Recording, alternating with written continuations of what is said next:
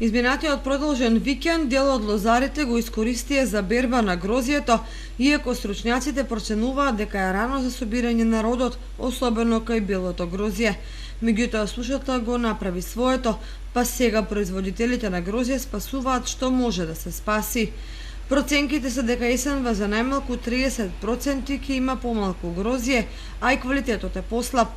Орце Митров, со 1,2 хектари подлозје, воопшто не е задоволен од приносите кои се далеку под минатогодишното ниво.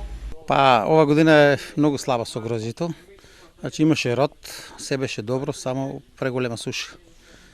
Ја правиме напори да наводнуваме со капка по капка. Имам така стави систем на сите лозја, ама малку касно почнаме, но сепак голема суша и ништо не го спасува, да, значи приносот е многу намален. На 50%. Побрзал да го бере затоа што во почвата нема воопшто влага и грозјето буквално се суши. Сега што тако почна да зрее и доста го изгоре самото сонце, многу беше топло. На многу места има и сушено скроз. Други лозари велат дека за берба ќе почекаат до крајот на септември, кога се оптималните рокови. Во меѓувреме се уште нема ништо конкретно кога се во прашање од купните цени. Од тиквешијата стигнуваат информации дека винариите грозјето го откупувале по 11 до 12 денари за килограм.